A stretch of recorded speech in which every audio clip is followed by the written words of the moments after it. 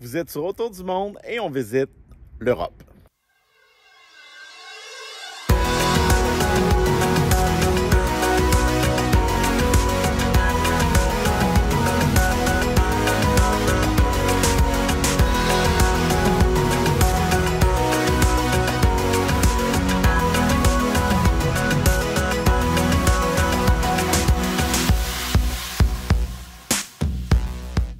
Bienvenue sur Autour du monde. Si vous aimez notre contenu, n'oubliez pas de vous abonner à notre chaîne et de liker nos vidéos. Aujourd'hui, nous démarrons une toute nouvelle aventure en Europe. Nous vous amenons de Montréal à Paris, de Paris à Milan et de Milan à Palerme, notre première destination. Nous visiterons le Palais normand, le Duomo de Palerme, nous nous baladerons dans les rues de la ville et découvrirons le marché Ballarò. Nous irons aussi visiter le célèbre Teatro Massimo et nous visiterons en fin de journée le site de Segeste. Bienvenue dans cette nouvelle aventure en Europe. Dans cette nouvelle série, nous allons passer quelques jours en Sicile avant de nous envoler vers Rome, la ville éternelle. T'as dit que le voyage commence fort. Ça commence très fort. Comment ça va? Ce que les Européens oublient, c'est que les Nord-Américains débutent toujours leur périple sur le vieux continent une journée plus tôt, puisque c'est en début de soirée que la plupart des vols quittent pour l'Europe. Et comme il n'y a pas de vol entre le Québec et la Sicile, notre voyage débute donc par un vol de Montréal en direction de l'aéroport Charles de Gaulle. Parla italiano? Parla italiano.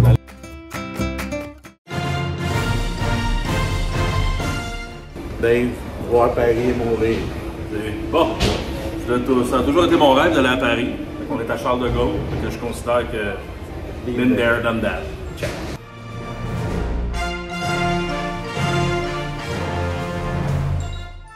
Que là, on visite l'aéroport Charles de Gaulle. C'est le highlight. Là. Honnêtement, le reste vaut pas vraiment la peine à Paris, mais l'aéroport, c'est vraiment un must.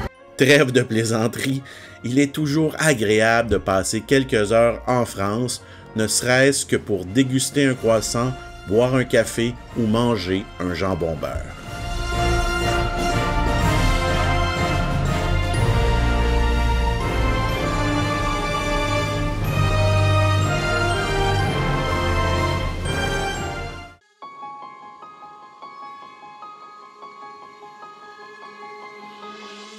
Après cet arrêt de quelques heures à Paris, nous reprenons la route en direction de Milan.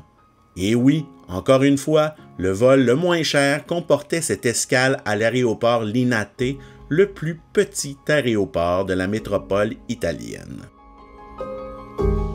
Et le très court délai entre les deux vols a presque empêché nos valises de nous suivre jusqu'à Palerme.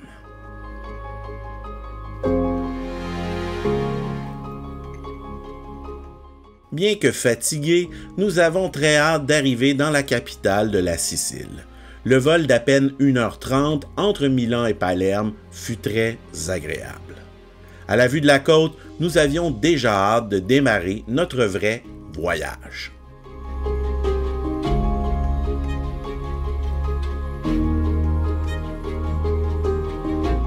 Heureusement, nos bagages nous avaient suivis et avaient fait le voyage. L'aéroport Giuseppe Falcone est somme toute rudimentaire, mais cela nous a permis de prendre possession très rapidement de notre véhicule, même si la barrière de la langue a causé quelques quiproquos.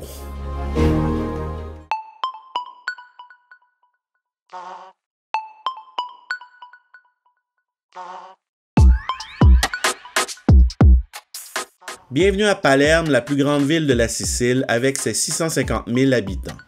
Comme à l'habitude, la conduite en Italie est erratique. Mais un bon conducteur s'en sort sans trop de problèmes. Nous sommes donc arrivés à bon port à l'hôtel Politeama, situé en face du théâtre du même nom, un endroit que nous vous recommandons. Dave, on est où? Là, on est à Palerme. Puis, à l'hôtel Politeama. Le voyage est bien fait? Oui, le voyage à date va super bien. On a visité l'aéroport Charles de Gaulle, l'aéroport de Milan, l'aéroport Giuseppe Falcone.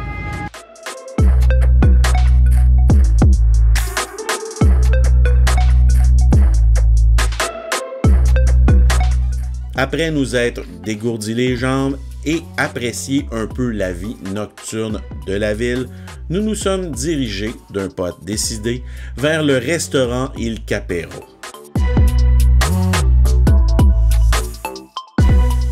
Il s'agissait d'une excellente mise en bouche pour le reste du voyage, puisque le vin et les plats étaient succulents. Cheers, Félix, à ta fête demain, à notre beau voyage, à l'amitié, à l'amour. Une adresse à garder en mémoire si vous passez un jour par Palerme.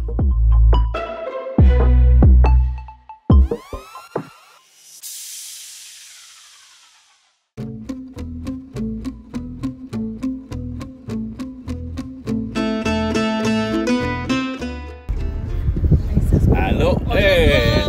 Comment va? Premier jour de notre séjour en Italie, nous quittons très tôt pour visiter l'attraction principale de la ville, le Palais Normand. En passant, faites attention à Palerme, négociez bien votre taxi au risque de vous faire arnaquer.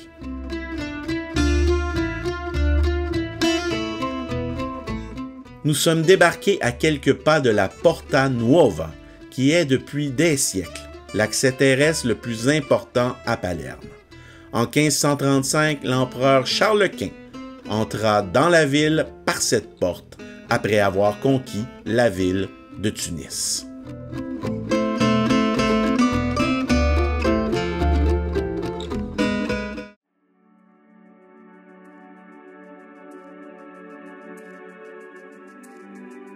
Le Palais Normand est l'attraction numéro 1 de toute visite à Palerme.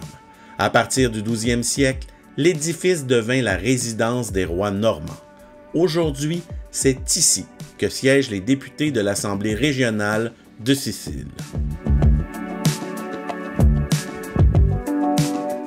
Notre visite débute au premier étage du palais avec la découverte de la chapelle palatine. Il s'agit sans aucun doute du clou du spectacle, tellement les fresques de l'endroit sont spectaculaires. La chapelle fut consacrée en 1143. On dit qu'il s'agit du meilleur exemple du style arabo-normand, ce mélange d'influences carolingiennes, normandes, byzantines et arabes. Outre ces impressionnantes mosaïques byzantines qui datent du début du 12e siècle, le plafond à caissons de bois, qui rappelle les mosquées, fut conçu par des ouvriers venus du Caire.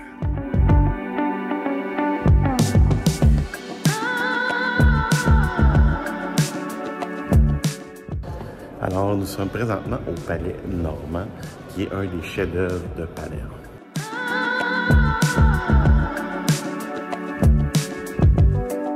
Nous montons ensuite au second étage où se trouve notamment l'Assemblée régionale de Sicile.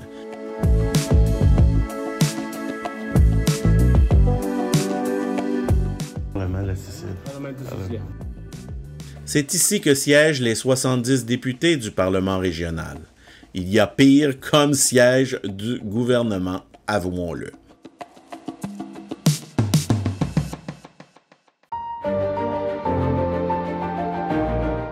Le palais, dans sa forme actuelle, sera en fait érigé vers 1130 par Roger II de Sicile. Après l'expulsion des Angevins en 1282, Pierre III d'Aragon s'installa lui aussi dans le palais. Parmi ses chambres, la chambre chinoise est la plus intéressante.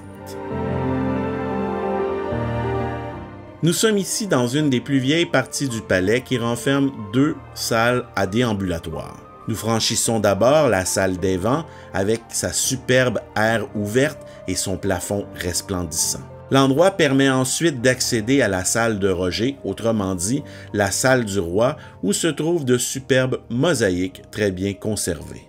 Avec la chapelle palatine, il s'agit des 2 endroits à ne pas manquer, puisqu'il s'agit encore une fois de l'œuvre de Roger II de Sicile.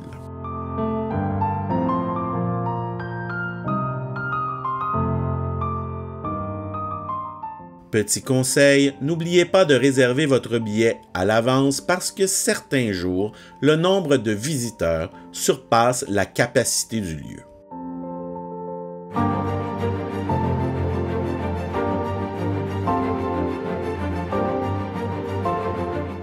Quelques expositions sont aussi à visiter sur place, mais vous pouvez les faire rapidement ou les esquiver si le temps vous manque. Même chose pour les jardins dans la cour extérieure qui n'ont rien de spectaculaire, mais qui nous permettent de constater la richesse des lieux.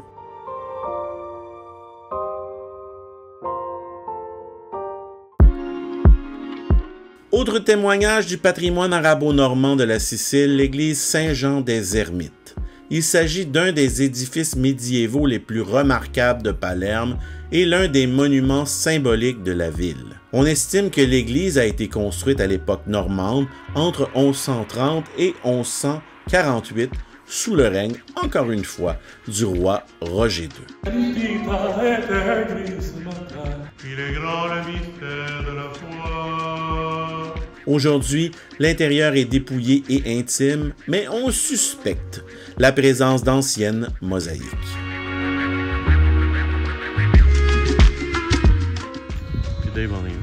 Hey, on est à la cathédrale normande et là on se prépare pour une pause. Tout près, un cloître est rattaché à l'église. Il date probablement du 13e siècle. C'est un bel endroit pour relaxer un peu avant de reprendre la route.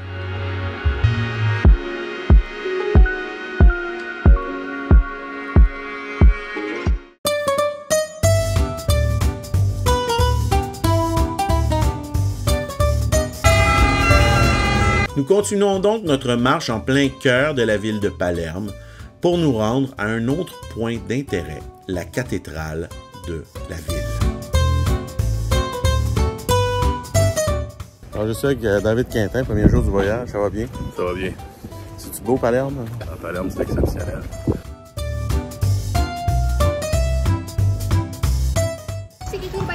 Palermo, Montréal Tour. Cependant, comme le font les Siciliens, nous nous sommes arrêtés pour prendre un petit espresso ou un cappuccino, question de nous redonner un peu d'énergie pour continuer la journée. Cappuccino ou espresso? OK, two espresso. Okay, to go or here?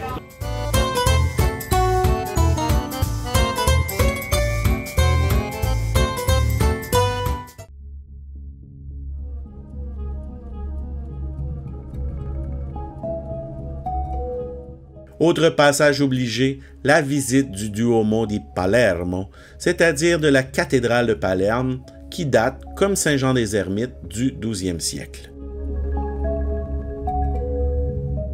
De l'extérieur, on peut d'ailleurs reconnaître le style arabo-normand de l'édifice. Selon la légende, le site aurait abrité une ancienne église, convertie en mosquée au 9e siècle par les Arabes. Par contre, ce qui est certain, c'est que le couronnement du premier roi de Sicile, Roger II, eut lieu ici, à Noël, en 1130. Moyennant quelques euros, les visiteurs peuvent d'ailleurs visiter le trésor de l'église et contempler plusieurs sépultures importantes, dont celle de l'empereur Frédéric II et son épouse Constance d'Aragon, celle du roi Roger II de Sicile et même de Sainte Rosalie de Palerme, la patronne de la ville.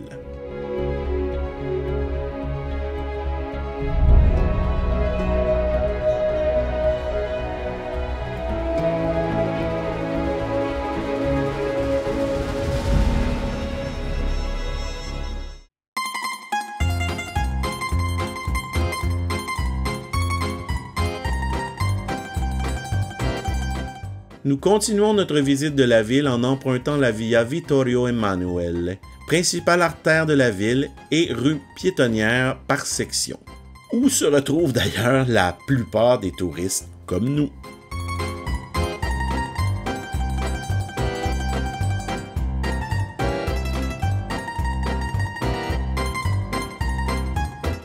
Au passage, vous croiserez le monument anti-mafia ainsi que plusieurs bâtiments historiques et plusieurs boutiques en tout genre, que ce soit des bas du parrain ou des objets religieux, vous y trouverez de tout.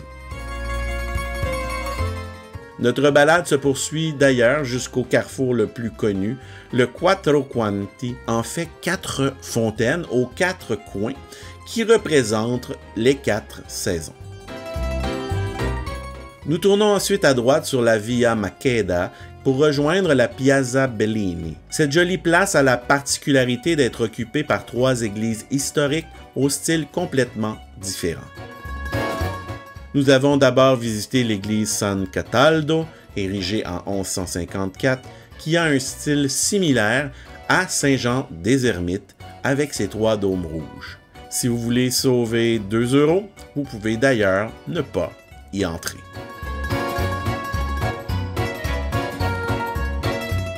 D'ailleurs, l'église de la Martorana, à quelques pas de là, est beaucoup plus intéressante et belle. Le plus intéressant dans cette église demeure ses mosaïques exceptionnelles, comme vous pouvez le voir sur ces images.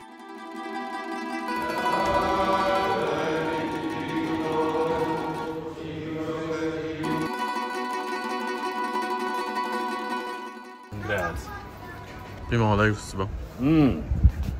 Goûte.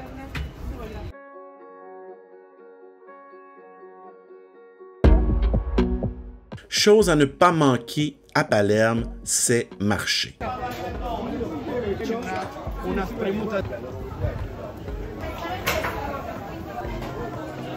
De notre côté, nous avons arpenté le marché Balaro, qui est situé près de la gare centrale dans le quartier d'Albagheria.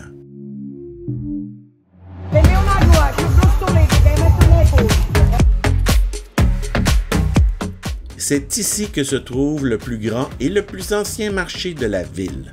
En effet, ses origines remontent au 10e siècle, lorsque les Arabes y faisaient du commerce. Un incontournable de notre voyage.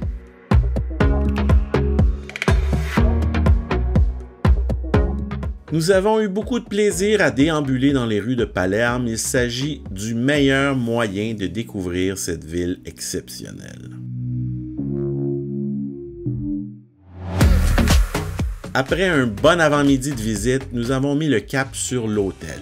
Nous avons aussi pris le temps d'aller luncher dans un restaurant qui est situé tout juste derrière le Teatro Massimo. Nous avons adoré.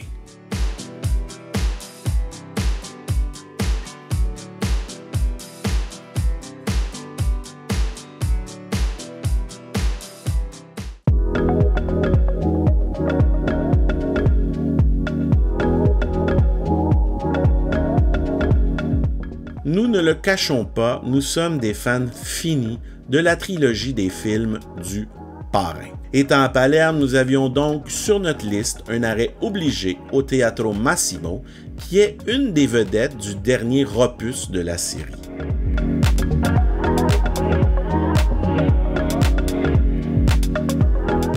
Bonjour. Hello. Okay, you can follow me. Thank you. Outre ce fait d'armes, il est à noter que le Teatro Massimo est l'opéra le plus grand d'Italie et même le 3e plus grand d'Europe avec plus de 1600 sièges.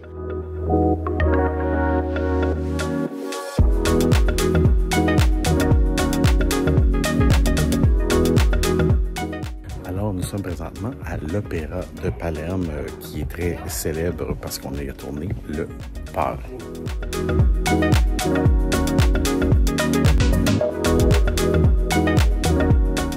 Construit au 19e siècle, pouvez-vous vous imaginer qu'il n'a été restauré et réouvert qu'en 1997, après 23 ans d'abandon? Un grand merci à Francis Ford Coppola pour avoir insisté à réouvrir le monument pour y tourner son film, puisqu'il s'agit sans aucun doute d'un des plus bels opéras d'Europe. La scène du théâtre est si vaste qu'elle peut accueillir jusqu'à 700 acteurs. Seul l'Opéra Garnier de Paris et le Staatsoper de Vienne offrent des plus grandes salles que celle-ci. Comme nous, allez y jeter un coup d'œil, vous ne serez pas déçus.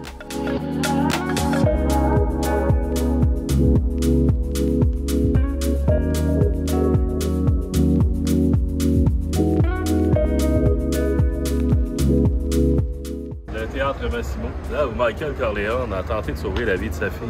Ce personnage joué par la fille de Francis Ford Coppola, Sofia Coppola.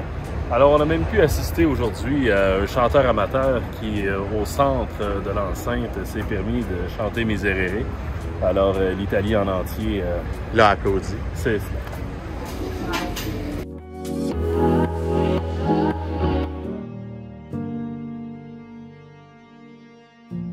Dernière visite de la journée, le site archéologique de Ségeste, qui est situé à 75 km de Palerme, soit 1 heure de route.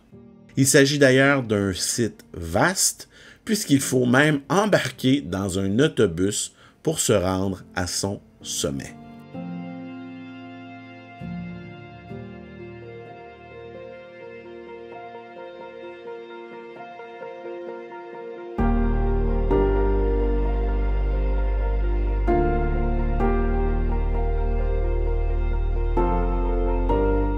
En plus de découvrir l'ancienne acropole et une superbe vue, Ségeste compte encore parmi ses vestiges un théâtre presque intact datant de la seconde moitié du IIIe siècle. Contrairement à la plupart des théâtres grecs, celui-ci, d'un diamètre de 63 mètres, est orienté vers le nord. Cette particularité est due à la vue splendide sur les collines et les terrasses avoisinantes. On peut même y apercevoir la Méditerranée par temps clair. Alors, nous sommes présentement à Ségeste, dans le théâtre.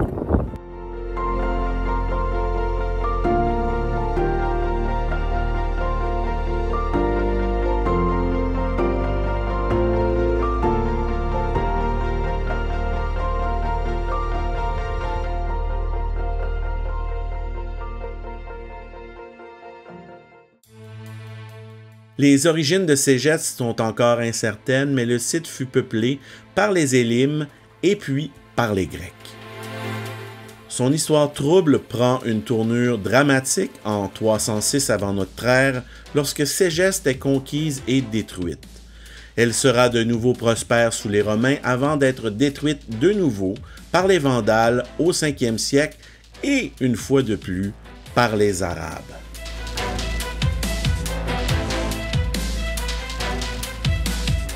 À partir de ce moment, elle ne renaîtra plus. Il ne reste aujourd'hui que le temple dorique, parfaitement conservé, et le théâtre. D'ailleurs, la merveille du site demeure ce temple dorique remarquablement préservé et dédié à la déesse Héra. Son architecture est typique du 5e siècle avant notre ère, avec ses 6 colonnes de façade et ses 14 colonnes de côté.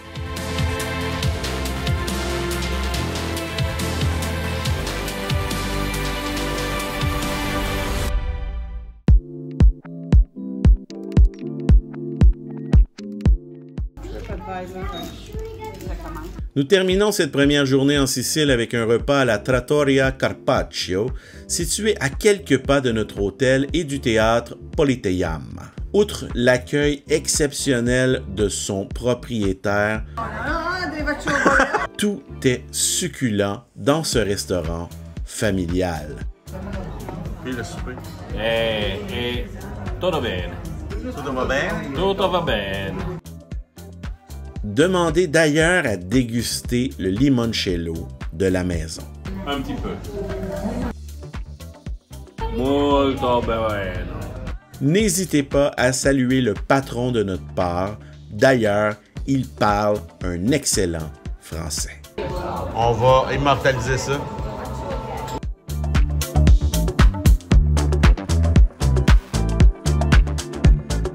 Merci d'avoir écouté ce nouvel épisode d'Autour du monde en Europe. Dans le prochain épisode, nous continuerons notre visite de l'île de la Sicile. Nous visiterons la cathédrale de Montréal, les villes de Corleone, Agrigento et terminerons la journée à Catane.